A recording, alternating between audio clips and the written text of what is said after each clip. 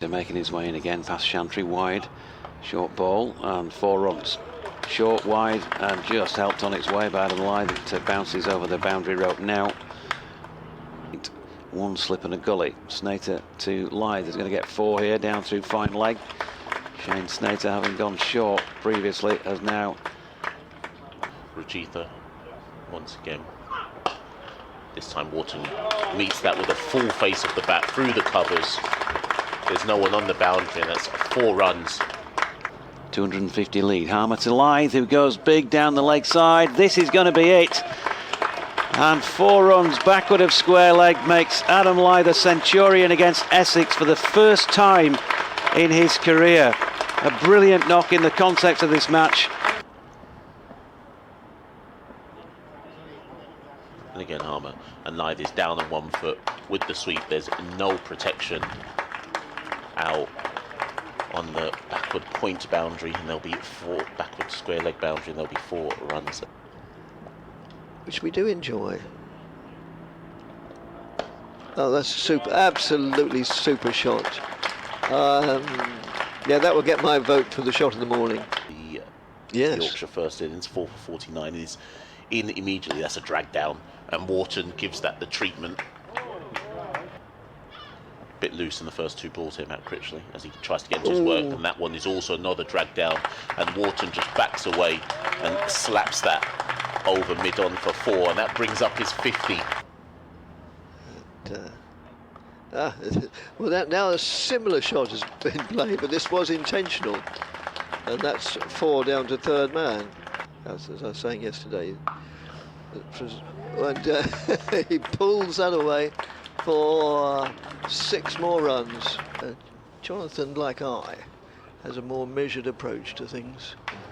That's nudged down to fine leg for... Yorkshire never had a more true and faithful servant, thanks Sylvia. As he's played another cracking shot here, just rocking back, giving himself an extra bit of room to free those hands.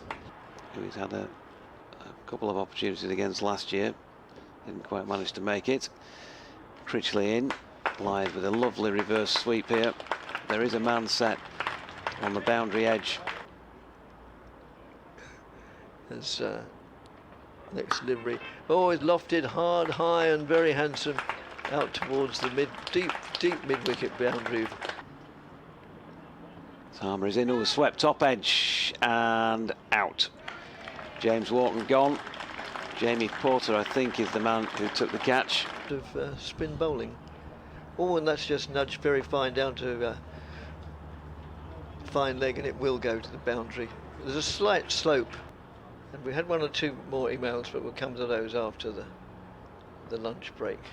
And that's just pushed out backward of square for a single to Lyth, which gets an extra round of applause because that's his 150th run of the innings. And that is the last ball before lunch. That concludes a session which has been... I wouldn't have wanted to do such a thing regularly, but yeah, just as a novelty or a one-off. Thane moves in and bowls. Oh, that's nudged down to fine leg for 4. Lyth goes on the drive, it's misfielded at cover, and that misfield they will pay for that, Essex, as it's 4 runs. I think it was Shane Snater in there at cover. By this dry, fairly dead surface, and he's gone over the top instead. Tattersall might have the legs to make it to the boundary beneath us. It does. Next delivery. Oh, well, bit of a loose one outside the off stump. It's short of a length. Thane in. Tattersall gets underneath one here. Thane gets underneath it as well and takes the catch off his own bowling. Underneath it to Bairstow. He's cracked this one through the covers. Flat bats it away in that Jonny Bairstow style. Here's Thane then from the Sir Alistair Cook end. Lovely drive by Adam Lyth. Beautiful shot. Then again, this time he's lofted it to Tom Wesley and gone. Adam Lyth his stay at the crease finally over his 287th delivery. Lyth runs into ball. A nice cut out to backward point for 4. It's just one place you can't bowl to Jonny Bairstow, unfortunately. Critchley into Hill. An edge to slip and gone. Caught by Elgar in the slips. Just give the ball a little bit of flight there. And Thane to Bairstow. This is the intent from Bairstow, and he clears mid-on. Reverse sweep executed by Bairstow and brings him 6 runs down to... In again to Revis. Revis on the back foot through the covers, and no one is going to stop that. Moves serenely back on strike. Thane into Bairstow. Bairstow in a portion of the bat, out too deep mid-wicket. Nobody can cut that one off. There's no fielder out there. Again, I'm not sure if that was... Yeah, very, very close. Bairstow this time on the pull. 1 bounce, 4. And that's short of the length as well. And that also is carved away just backward of square for 4 runs. The likelihood of more to come.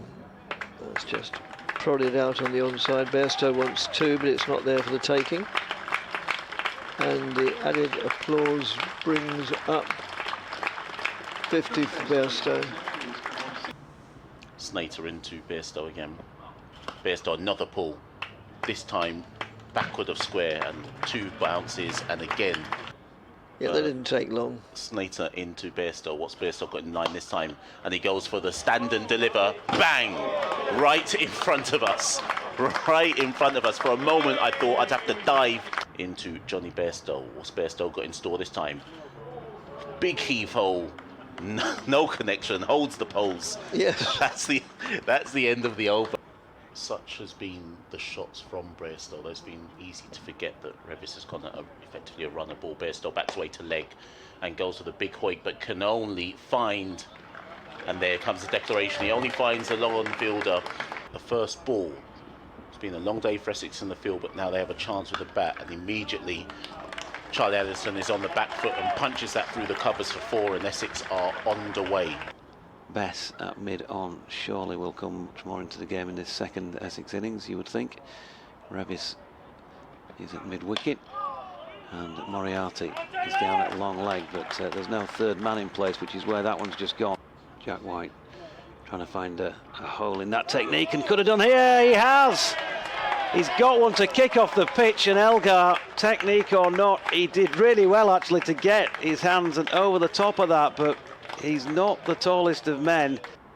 In the leg side, still 3 slips, right-handed of course, Wesley, and he's picked his first one up beautifully off his legs. Jack White just over pitching on leg stump. As in comes White with that bustling run. That's a lovely shot. It's going to be 4 runs. Back foot punch. I'm sorry he's died, but great to have the chance to pay due tribute to him. Here's Wesley, a nice flick up the pads, and that's going down to the fine leg boundary. To Allison, who flicks it airily and is just past the dive in mid-wicket, and it will go all the way.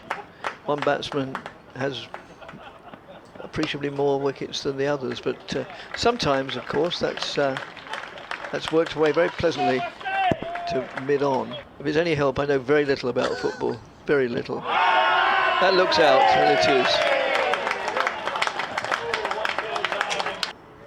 is. In to Allison. And Allison is forward airily and plays it straight down the pits of mid-off. And that's a nick and gone. Low down at first slip, and the catch is taken. First time around, only 1 over bowled by Don Bess in the Essex first innings. George tries another short one this time, and under the circumstances, you'd have to say a bit of a head scratcher of a shot.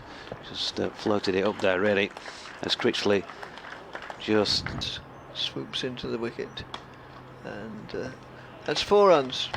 Slightly over pitched and warmly welcome to do. And so that's it.